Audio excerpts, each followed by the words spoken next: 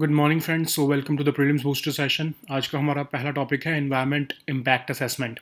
तो environment ministry जो है उन्होंने एक अमेंडमेंट नोटिफाई कर दी है एनवायरनमेंट इम्पैक्ट असेसमेंट के रूल्स के अंदर, जिसके अंदर अब कुछ प्रोजेक्ट्स होंगे जिसके लिए एनवायरनमेंट इम्पैक्ट असेसमेंट की ज़रूरत नहीं पड़ेगी। जैसे कि स्ट्रेटजिक या डिफेंस इंपॉर्टेंस के कोई प्रोजेक्ट्स हैं जो कि हमारे LOC के 100 किलोमीटर्स के एरिया के अंदर पड़ते हैं, तो उन प्रोजेक्ट्स को बनाने के लिए जो है एनवायरनमेंट इम्पैक्ट असेसमेंट कराने की ज़रूरत नहीं पड़ेगी। तो पहले तो हम देखते हैं एनवायरनमेंट क्लियरेंस होती क्या है। तो एक असेसमेंट करवाना जिससे कि हमें पता लगे कि जब कोई अगर प्रोजेक्ट बनाया जाएगा उस एरिया में तो उसका एनवायरनमेंट पे और लोगों पर क्या इम्पैक्ट पड़ने वाला है। तो ऐसे 39 कैटेगरीज ऑफ प्रोजेक्ट हैं जिनके ऊपर एनवायरनमेंट क्लियरेंस लेनी ज़रूरी होती है। तो एनवायरनमेंट इम्पैक्ट असेसमेंट जो है वो हमारे एनवायरनमेंट प्रोटेक्शन एक्ट 1986 के अंदर जो है वो ली जाती है और 1994 से जो है काम चलता आ रहा है।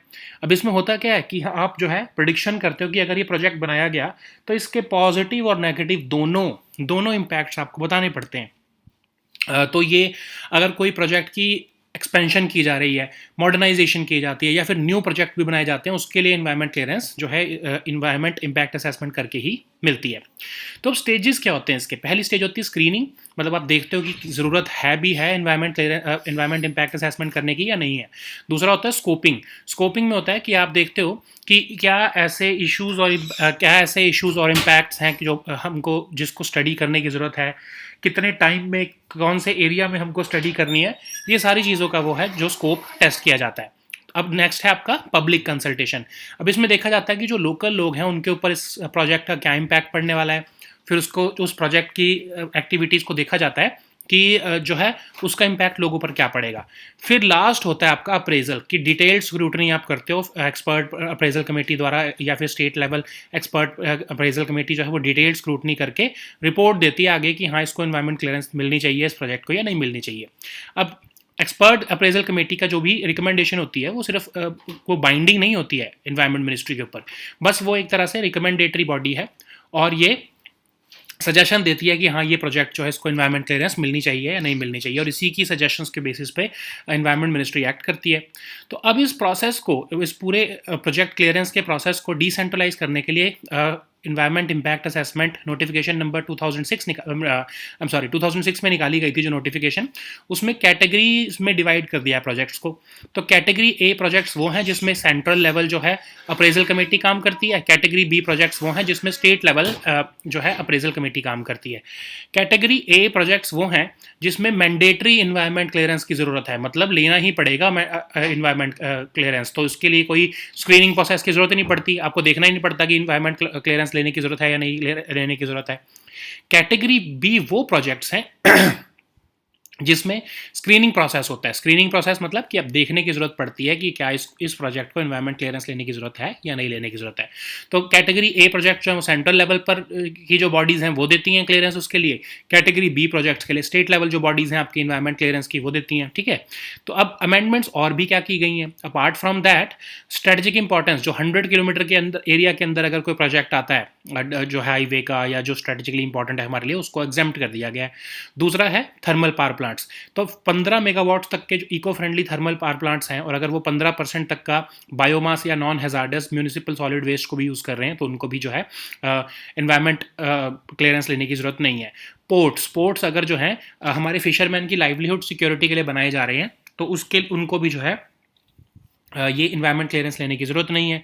टोल प्लाज़ा जो है अगर उस एरिया में बहुत ज़्यादा लार्ज नंबर ऑफ व्हीकल्स आते हैं तो उसको जो है एक्सपेंशन करने के लिए उसकी विड्थ को बढ़ाने के लिए भी जो है इन्वायरमेंट क्लियरेंस लेने की ज़रूरत नहीं है। फिर एयरपोर्ट टर्मिनल्स, अगर आपके एग्जिस्टिंग एयरपोर्ट्स जो कि अगर आप उसको एक्सपैंड करते हो लेकिन आप उतने ही एरिया में आते हो जितना एयरपोर्ट का एग्जिस्टिंग एरिया पास किया हुआ है, अगर उतने ही एरिया में आप एक्सपेंशन करते हो तो उसके लिए भी जो है इन्वायरमेंट क्लियरेंस लेने की ज़रूरत नहीं है आपसे, ठीक है। सो नेक्स्ट हमारा टॉपिक है वर्ल्ड प्रेस फ्रीडम इंडेक्स। तो सेंट्रल गवर्नमेंट ने भी जो है बोला है कि हम जो रिपोर्टर्स विदाउट बॉर्डर्स द्वारा वर्ल्ड प्रेस फ्रीडम इंडेक्स निकाला जाता है जिसमें इंडिया को इस बार 150th रैंक मिला है, उसको हम नहीं मानते हैं क्योंकि बहुत सारे रीजंस दिए गए हैं। तो गवर्नमेंट ने बोला है कि एक तो बहुत कम सैम्पल साइज है उनका स्टडी करने का, दूसरा वो डेमोक्रेसी जैसी फंडामेंटल्स को या फिर जो है वो बिल्कुल भी तवज्जो नहीं दे रहे हैं, बिल्कुल भी कोई जो है ट्रांसपेरेंट नहीं है उनकी मेथोडोलॉजी जो है, जिसके बेसिस पर वो ये रैंकिंग जो है वो कंडक्ट करते हैं। और उन्होंने बोला कि जब इंडिया में हम कोई स्पेसिफिक डेटा रखते ही नहीं कि कितने जो हैं जर्नलिस्ट अरेस्ट हुए हैं, क्योंकि ये अरेस्ट करने का काम जो है वो स्टेट गवर्नमेंट्स का होता है, तो हाउ कैन दे ये जो आपके रिपोर्टर्स विदाउट बॉर्डर्स है, ये आंकड़ा कहाँ से पेश करते हैं, या फिर कहाँ से इनको पता लगता है कि कितने अरेस्ट हुए हैं, ठीक है। Even national crime record bureau भी कोई स्पेसिफिक डेटा जो है अरेस्ट ऑफ जर्नलिस्ट के ऊपर स्पेसिफिकली नहीं रखता है। तो वर्ल्ड प्रेस फ्रीडम इंडेक्स क्या है आपको पता है, 2002 से छपता आ रहा है, पब्लिश होता आ रहा है। रिपोर्टर्स विदाउट बॉर्डर्स इसको जो है वो निकालता है, एक इंडिपेंडेंट एनजीओ है। 180 कंट्रीज को रैंक किया जाता है, इंडिया का इस बार रैंक 150th आया है। तो इनके पैरामीटर्स आप देखो, pluralism, media independence, media environment, self censorship, legislative, जितने भी आपको ये पैरामीटर्स दिखेंगे सारे ही जो हैं ये नॉन ट्रांसपेरेंट है और बहुत ही जो है एब्स्ट्रैक्ट जो है ये पैरामीटर्स हैं, सबके लिए अलग अलग डेफिनेशन हो सकती है इसकी, ठीक है। तो इसीलिए गवर्नमेंट ऑफ इंडिया ने भी बोला कि हम इनके जो इंडेक्स की जो स्टडी का जो पैरामीटर्स हैं उसके ऊपर हम क्वेश्चंस उठा रहे हैं, ठीक है। तो फिर भी गवर्नमेंट ने क्या किया कि इंडेक्स मॉनिटरिंग सेल एक बनाया, जिसको principal director general of PIB जो हैं वो चेयर कर रहे थे, और इसमें 4 जर्नलिस्ट भी थे और गवर्नमेंट फंक्शनरीज भी थे। इनको कहा गया कि आप बताओ कि हम क्या ऐसा करें जिससे हमारे वर्ल्ड प्रेस फ्रीडम इंडेक्स के अंदर रैंकिंग इंप्रूव हो। तो अब इसके अंदर जो है रिकमेंडेशंस आईएमसी द्वारा ये दी गई कि आप पहली बात तो डिफेमेशन को डीक्रिमिनलाइज करो, और अगर आपको किसी जर्नलिस्ट के ऊपर एफआईआर करना है तो उससे पहले आप प्रेस काउंसिल ऑफ इंडिया की जो है कंसेंट लिया करो।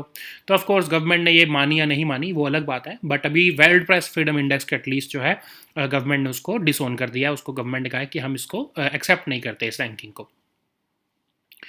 नेक्स्ट हमारा टॉपिक है वेपन्स ऑफ मास डिस्ट्रक्शन।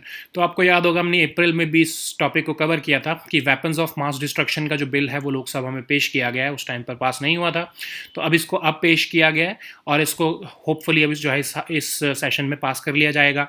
तो पहले आपको तो ये पता होना चाहिए कि वेपन्स ऑफ मास डिस्ट्रक्शन की इंटरनेशनल लेवल पर कोई सिंगल डेफिनेशन नहीं है, सबकी अपनी अपनी डेफिनेशन है इसकी। तो जनरली एक जनरल लेवल पर हम मानते हैं कि न्यूक्लियर वेपन्स, बायोलॉजिकल वेपन्स, जो केमिकल वेपन्स हैं उनको हम वेपन्स ऑफ मास डिस्ट्रक्शन कहेंगे।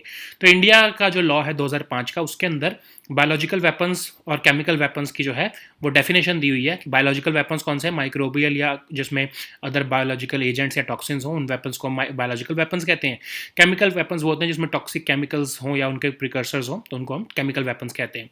अब इस अमेंडमेंट बिल को क्यों लाया जा रहा है, तो एक्चुअली क्या है कि 2005 का जो हमारा बिल है उसमें हमने सिर्फ मैन्युफैक्चरिंग ऑफ WMDs को बैन किया हुआ है, लेकिन उसकी अगर कोई फंडिंग कर रहा है, उसको बनाने की कोई ट्राई कर रहा है, उसको हमने बैन नहीं किया है। तो इसलिए अब ये बिल लाया जा रहा है कि हम इसकी फंडिंग भी, WMDs की इंडिया में फंडिंग भी जो है उसको हम बैन करें, और अगर कोई ऐसा करता है तो उसके एसेट्स को और उसके जो है फाइनेंशियल एसेट्स को बेसिकली हम फ्रीज और सीज कर सकी गवर्नमेंट, ठीक है। तो इसके लिए बिल लाया जा रहा है, क्योंकि हम क्यों ला रहे हैं, क्योंकि यूनाइटेड नेशन सिक्योरिटी काउंसिल ने भी की भी मैंडेट है, और FATF ने भी कहा है कि सारी कंट्रीज जो हैं वो फाइनेंसिंग भी बंद करवाओ WMDs और उनके डिलीवरी सिस्टम्स की। तो इसके अंदर सेक्शन 12A डाला जा रहा है इस बिल के अंदर, जिससे हम कोई भी ऐसी एक्टिविटी जो फाइनेंस करती है WMDs को बनाने में, उसको हम रोक सकेंगे, और गवर्नमेंट को पावर्स दी जा रही हैं कि वो ऐसे एसेट्स को फ्रीज, सीज और अटैच कर सके, ठीक है। सो नेक्स्ट हमारा टॉपिक है प्रोडक्शन ऑफ ओपीएम। तो अभी इंडिया ने जो है बहुत ही जो हाईली रेगुलेटेड सेक्टर है हमारा ओपीएम को प्रोड्यूस और प्रोसेस करने का, उसको प्राइवेट प्लेयर्स के लिए ओपन कर दिया है। तो बजाज हेल्थ केयर जो है वो सबसे पहली कंपनी बनेगी जो कि पॉपी स्ट्रॉ की जो है प्रोड्यूस करने में का काम करेगी, ऑफ कोर्स। तो अब इंडिया में ओपीएम जो है वो 15th सेंचुरी से उगाई जा रही है, प्रोसेस भी की जा रही है, ऑफ कोर्स। उसके बाद ब्रिटिश इंडिया कंपनी जो है, ब्रिटिश ईस्ट इंडिया कंपनी ने, उन्होंने जो है मुगल एम्पायर के डिक्लाइन के टाइम पर इसकी मोनोपली ले ली थी। फिर जब देश आज़ाद हुआ तो गवर्नमेंट ऑफ इंडिया ने OPM act, dangerous drugs act के अंदर जो है इसकी जो है जिम्मेदारी ले ली। करंटली जो है ये narcotics, drugs and psychotropic substances acts and rules के अंदर इसको जो है वो रेगुलेट किया जाता है। तो इसका प्रोसेस क्या है जो है, अभी इंडिया में क्या होता है, अभी करंटली जो है इंडिया में इसको 22 डिस्ट्रिक्ट्स हैं, मध्य प्रदेश, उत्तर प्रदेश और राजस्थान के, वहाँ पर जो है उसको ओपीएम को उगाया जाता है, पॉपी को, कल्टीवेशन ऑफ पॉपी की जाती है। और गवर्नमेंट जो है हर साल इसकी लाइसेंसिंग पॉलिसी निकालती है कि कैसे जो है फार्मर जिसको भी लाइसेंस चाहिए इसको उगाने का, गवर्नमेंट के ही ऑफ कोर्स वो पूरे जो है नज़र के अंदर उगा सकते हैं इसको, ठीक है। तो ओपीएम कल्टीवेशन की कितना मिनिमम क्वालिफाइंग लैंड होना चाहिए, कितना मैक्सिमम एरिया आपके पास कल्टीवेट करने के लिए होना चाहिए, और मैक्सिमम जो है कितना आप जो है इस क्रॉप को उगा सकते हो, वो सारा का सारा गवर्नमेंट बताती है। और जो फार्मर्स हैं वो बहुत ही पुलिस की निगरानी में आप कह सकते हो ये ओपीएम की कल्टीवेशन करते हैं। गवर्नमेंट रादर सैटेलाइट इमेजेस से भी चेक रखती है कि कोई इलिसिट कल्टीवेशन तो नहीं कर रहा है इसकी। फिर जो भी वहाँ से पॉपी जो उगता है उसको गवर्नमेंट लेके जाके प्रोसेसिंग करती है उसकी गवर्नमेंट ओपीएम एंड एल्कलाइड फैक्ट्रीज में, जो कि उत्तर प्रदेश के गाजीपुर और मध्य प्रदेश के नीमच में बनाई गई हैं। उसी से ही जो है हमारे जो है आपके मॉर्फिन, कोडीन, थेबिन, ऑक्सीसोडिन, ये सब सोडोन, ये सब जो प्रोड्यूस किए जाते हैं, ठीक है। तो ओपीएम है क्या, इसका क्या यूज़ होता है? तो ओपीएम एक नेचुरल सब्सटेंस है जो पॉपी सीड से हम ऑब्टेन करते हैं। ये हमारी जनरली बॉडी में पेन मैनेजमेंट के लिए इसको यूज़ किया जाता है। तो हमारी जितनी भी दवाइयाँ हैं जो पेन किलर्स हैं, बहुत ही सुपीरियर पेन किलर जो हैं, उसके अंदर जो है ओपीएम के पॉपी सीड्स से जो है ऑब्टेन की चीज़ें डलती हैं। जैसे मॉर्फिन वो पेन किलर्स हैं जो खासकर कैंसर पेशेंट जिनको बहुत पेन होती है उस बीमारी के में, तो उनको मॉर्फिन दी जाती है। लेकिन ऑफ कोर्स लोग इसका ड्रग्स के लिए भी यूज़ करते हैं, स्मोकिंग, ड्रिंकिंग, और इसको पिल्स भी इसकी लेते हैं, तो इसलिए इसको ये इलीगल है जो हमारे इंडिया में ऑफ कोर्स। लेकिन अब प्राइवेट प्लेयर्स को क्यों इन्वॉल्व किया जा रहा है? तो कहा जा रहा है कि प्राइवेट प्लेयर्स जो है वो 6000 MT जो है मिलियन टन्स जो है अनओपन पॉपी कैप्सूल्स और वो ओपीएम हमको प्रोड्यूस कर पाएंगे, जो कि हमारे as a active pharmaceutical ingredients use हो सकेगा, ठीक है, जिससे हम दवाइयाँ बनाने में आगे हेल्प कर पाए हमें होगी। इससे होगा क्या कि हमारी डोमेस्टिक प्रोडक्शन इंक्रीज़ होगी एल्कलॉइड्स की, और हमको इम्पोर्ट नहीं करना पड़ेगा। अभी जो है हमको इम्पोर्ट करना पड़ता है, जो मॉडर्न टेक्नोलॉजी भी आएगी, और जो हमारा area under cultivation of Poppy घटता जा रहा है वो भी ऑफ कोर्स बढ़ जाएगा। तो इसके लिए गवर्नमेंट ने प्राइवेट प्लेयर्स को इसमें अलाउ कर दिया है। सो नेक्स्ट हमारा टॉपिक है विंडफॉल टैक्स कट्स। तो अभी क्रूड ऑयल जो है क्रूड ऑयल रिफाइनर्स के ऊपर आपको याद होगा ना, गवर्नमेंट ऑफ इंडिया ने विंडफॉल टैक्स लगाया था, ताकि जो है जो एक्सपोर्ट कर रही थी हमारी ऑयल रिफाइनरी, प्राइवेट, खासकर जो प्राइवेट ऑयल कंपनीज जो बाहर एक्सपोर्ट कर रही थी बड़े दाम पर और बहुत पैसा कमा रही थी, उसके ऊपर गवर्नमेंट ने टैक्स लगा दिया था 6 रुपये पर लीटर पेट्रोल के ऊपर एक्सपोर्ट पे, और 13 रुपये पर लीटर डीजल के एक्सपोर्ट पे जो है वो टैक्स लगाया था। फिर 23,500 के आसपास जो है वो ATF के ऊपर भी टैक्स लगाया था। तो ये सब जो है उसको जो 23,500 पर टन जो है वो आपके क्रूड के ऊपर टैक्स लगाया था, और ATF के ऊपर 4 रुपये टैक्स लगा दिया था पर लीटर, ठीक है। तो गवर्नमेंट ने कहा था कि ये जो कंपनीज हैं, ऑयल कंपनीज, ये बाहर एक्सपोर्ट करके बहुत पैसा कमा रही हैं, तो उसके ऊपर हमको टैक्स लगाने की ज़रूरत है। तो अब इस ऑफ कोर्स अब हुआ क्या कि ग्लोबल प्राइजेस जो हैं वो भी इस टाइम पर कम होने शुरू हुए हैं, थोड़े से कम हुए हैं, 10-12% के करीब जो है वो प्राइजेस कम हुए हैं। तो अब जो है वो एक पैरिटी पे आ गए हैं कि जो ऑयल मार्केटिंग कंपनीज हैं उनको एक्सपोर्ट करने में ज़्यादा जो है वो प्रॉफिट नहीं होगा। अब वो अभी हुआ क्या था कि इंडिया में पेट्रोल और डीजल के दाम नहीं बढ़ रहे थे, लेकिन जो इंटरनेशनल मार्केट थी वहाँ पर बहुत ज़्यादा दाम बढ़ रहे थे। तो ऑयल मार्केटिंग कंपनीज को रादर दैन इंडिया में बेचने से उनको ज़्यादा फायदा क्या हो रहा था कि वो बाहर, जैसे ऑस्ट्रेलिया जैसी कंट्रीज़ में वो एक्सपोर्ट करती थी और वहाँ से बहुत सारा पैसा कमाती थी। तो अब गवर्नमेंट ने क्या किया कि उनके ऊपर उस पैसे कमाने पर टैक्स लगा दिया, ताकि उनको प्रॉफिट मार्जिन उनका कम हो जाए और फिर वो इंडिया में भी एटलीस्ट बेचना शुरू करें। लेकिन अब क्या हुआ कि बाय चांस जो है ब्रेंट क्रूड का जो प्राइजेस हैं वो 12% कम हो गए हैं, तो वो गवर्नमेंट को भी इस टाइम पर विंडफॉल टैक्स लगाने की उनके ऊपर ज़रूरत ही नहीं है, और ऑटोमेटिकली ही जो है डोमेस्टिक प्राइजेस और जो है इंटरनेशनल प्राइजेस में थोड़ी सी पैरिटी आ गई है। तो जो हमारे ऑयल मार्केटिंग कंपनीज हैं उनको इंडिया में बेचने में अब कोई तकलीफ नहीं होनी चाहिए, ठीक है। सो नेक्स्ट हमारा टॉपिक है जवाहरलाल नेहरू पोर्ट। तो JNPT जो है आपका मुंबई में, वो सबसे पहला 100% landlord major port of India बना है। अब इसमें सारी बर्थ जो है वो PPP मॉडल पर ऑपरेट की जाएंगी। इससे क्या होगा कि क्रेन और बर्थ प्रोडक्टिविटी जो है टर्मिनल की वो इम्प्रूव होगी। जो पहले 1.5 मिलियन यूनिट्स जो अगर इसकी कैपेसिटी थी हैंडल करने की, अब वो 1.8 मिलियन हो जाएगी। इवन रोरो वेसल्स भी यहाँ पर हैंडल हुआ करेंगे, जिससे क्या होगा कि जो मुंबई वाले एरिया में खासकर जो कंजेशन ऑफ रोड्स हो रहा है वो कम हो जाएगा, और लॉजिस्टिक कॉस्ट और ट्रांजिट टाइम भी रिड्यूस होगा, ठीक है। So now let us see all these topics in English. So the first topic is environment impact assessment. So Ministry of Environment has recently exempted certain projects which are especially strategically and defense strategically important for India, and they are located within 100 kilometers from the line of control, they have been exempted from environment impact assessment, and they do not require any environment clearance now. So what is environment clearance? Of course, an assessment is conducted for the upon projects or the proposed projects, to see what would be their impact on environment and people. So in India, there are almost 39 categories of such projects for which environment clearance process is available. So what is environment impact assessment? So it's a study to predict the effect of a proposed activity or a project on the environment and also on people. So in 1994, for the first time, we conducted this EIA under the Environment Protection Act of 1986, and it made environment clearance mandatory for expansion, modernization, and setting up of new projects. So EIA does not only identifies the adverse consequences on the project, but also the beneficial ones. Okay, so what are the stages of EIA? So for the first stage, of course, is screening process. So first you have to see whether this particular proposed project requires an EIA or not. Okay, there are several categories of projects which do not require environment clearance. So for the first stage, you have to see whether EIA needs to be conducted on this project or not. And the second stage, you have to identify the key issues and impacts which must be investigated while granting this EIA or while conducting this EIA. Also, this stage also outlines the boundary and time limit of this study. And the next part comes to see what would be the impact of this project on the local affected people, and that needs to be ascertained to see the impact of this project on local people. And the last phase is, of course, the appraisal. So the detailed scrutiny by this expert appraisal committee, which is conducting this EIA, or the state level expert appraisal committee, will be submitted to the environment ministry, to basically giving a recommendation whether this project can be cleared or not.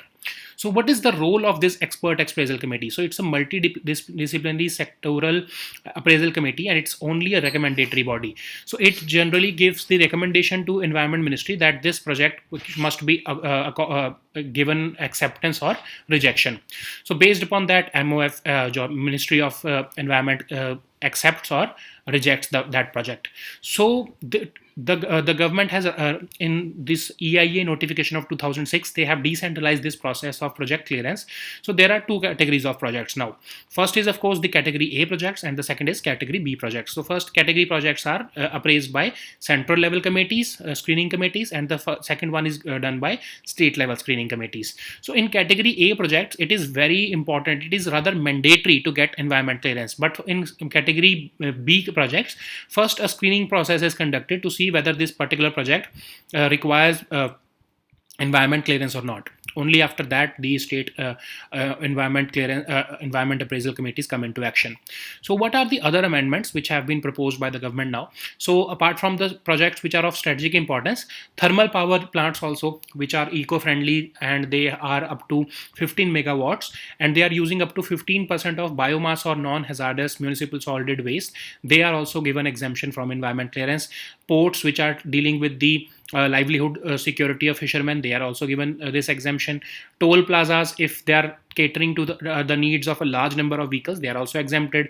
Airport terminals, if they are undertaking any expansion activities in existing airports, but within the airport's existing area, they are also given exemption.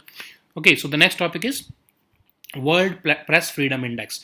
So central government has recently accepted that they do not subscribe to the views of Reporters Without Borders and their World Press Freedom Index, which has recently ranked India at the 150th rank out of 180 countries. So government has said that this study that this Reporters Without Borders has conducted is belongs to basically a very low sample size, and they do not have given any weightage to fundamentals of democracy in India. They have adopted a very questionable and non-transparent methodology while giving out this report. So government has also said that they do not maintain any specific data with respect to arrests of journalists, because it is under the purview of state governments, and even the National Crime Records Bureau does not maintain any specific data with respect to arrest of journalists. So what is this World Press Freedom Index? So it has been published in by the Reporters Without Borders since 2002 every year. Uh, RSF is basically an independent NGO, and it ranks 180 countries. Recently, India was ranked 150th, and they have these parameters. So just check the parameters: pluralism, media independence, media environment. All these are abstract notions. So every these are not definite or concrete fact based parameters based upon which this study is conducted. So they are abstract notions based upon which this Reporters Without Borders is ranking the countries. So that's why the government has raised questions about it.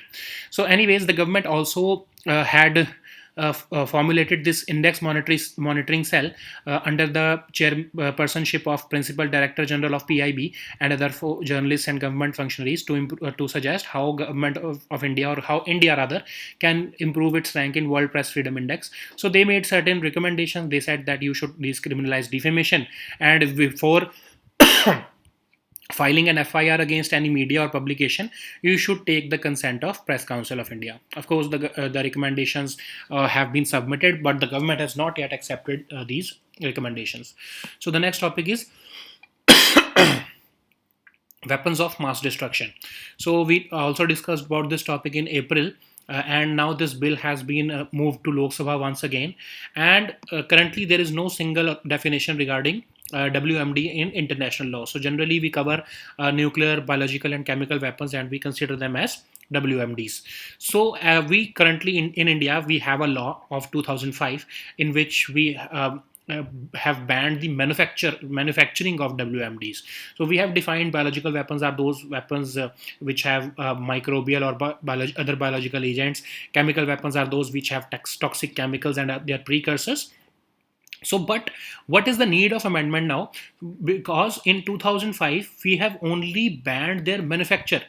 We have not yet banned the funding of weapons of mass destruction. So with this particular amendment, we are also banning the funding of WMDs, and also giving the power to central government to freeze and seize the financial assets of people who are involved in such activities.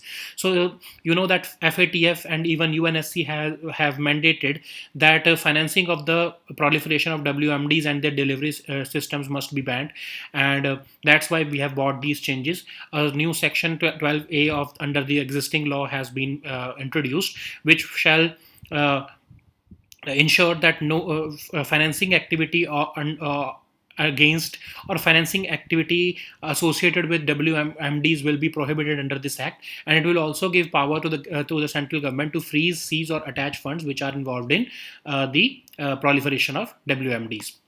So the next topic is production of opium. So in government of India has recently opened the highly regulated sector of production and processing of opium, and now they will be open to private players. Bajaj Healthcare has become the first company which has won the tenders for producing concentrated poppy straw. Of course, this poppy straw and this opium is used for your medicinal purposes in India, of course, and elsewhere also. So that's why we grow poppy or opium.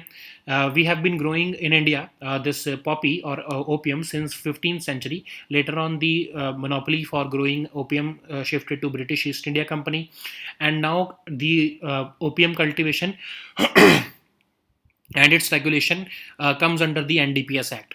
So, what is the process of growing and processing opium in India? So, currently it is sown only in the 22 districts of defined districts of Madhya Pradesh, Uttar Pradesh, and Rajasthan. The government announces the licensing policy for opium cultivation, and the farmers who are growing this opium cultivation, they grow it under very heavy regulation.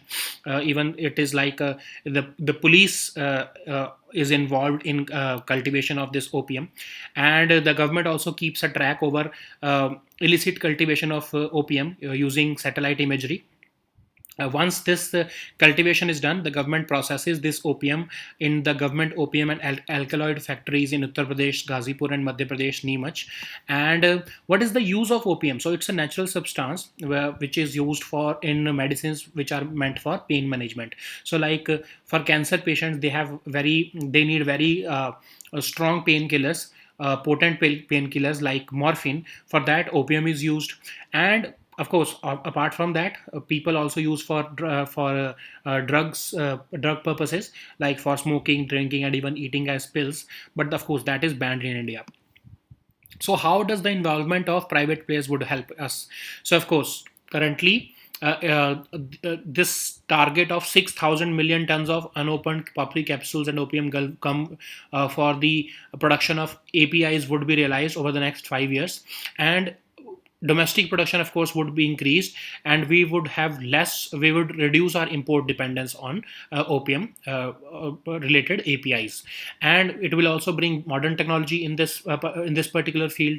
The area of cultivation under poppy, which is declining in India, it will also be offset by the involvement of private players. So the next topic is windfall tax cuts. So you know that just few weeks ago, I think 2 or 3 weeks ago, the government introduced this windfall tax upon the oil marketing companies who were exporting crude oil and rather petrol and diesel also to foreign countries and earning windfall gains with that export. So what was happening? What happened is that the government imposed rupees per liter duties on exports of petrol, 13 rupees per liter on diesel, 23,250 per ton on crude oil, and on ATF, the government also introduced rupees 4 per liter as excise duties. So what was happening is that the international prices of crude were very high, and in international markets the demand for crude oil or the crude this oil products were very high, whereas in the domestic market the prices were not as high as they were in the rest of the world. So the oil marketing companies found it very lucrative that they should export this oil in other countries rather than distributing it in India, because the profits from India were less as compared to the profits which they were generating by exporting this oil. So what happened is that the government, there was a situation when the oil availability in India was getting less. So because the oil marketing companies were exporting more into the rest of the countries, so that's why to bring parity between the prices of or to bring parity between the profits that these oil marketing companies generate from international markets with respect and with to by and as compared to the profits that they generate in India, to bring parity between that, the government introduced this windfall tax. So government said that we will tax you this amount of money if you export. So the profits that these oil marketing companies were generating from by exporting, it reduced, and it came to a certain level that it became almost equal to the profits that they were generating from India or by selling the this petroleum products in India. So the intent was not just to impose the tax on them, but to bring parity between their profits so that they would be incentivized to sell petroleum products in India, and to combat any situation where the availability of petroleum products would decline in India. Okay, so now what has happened? Automatically, the international crude oil prices have lowered by almost 12% due to the fears of recession in US and overall global recession also.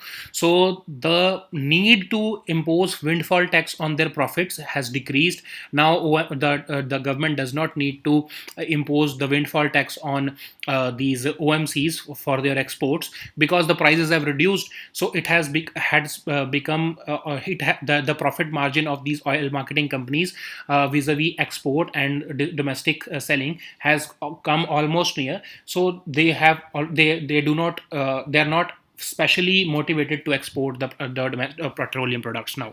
So that's why the government has removed this windfall taxes from the crude oil and petroleum products now. The next topic is Jawaharlal Nehru Port. So JNPT has become the first 100% landlord major port of India, because all berths currently in this JNPT would be operated on PPP model. So it would of course improve the utilization in crane and berth productivity of the terminal, and currently the handling capacity of JNPT is about 1.5 million TEU units, and now with this 100% landlord major port, this handling capacity would increase to 1.8 million units. Also, the government has proposed ro-ro vessels, and this JNPT would also handle the ro-ro vessels, and which will not only lower the logistics cost and transit time, and it will also reduce the congestion on roads, because the traffic from the road would be transferred to these ro-ro vessels. It will also promote our vision towards clean environment. Okay, so these were our topics for today. We'll meet next time with new topics. Until then, goodbye and take care.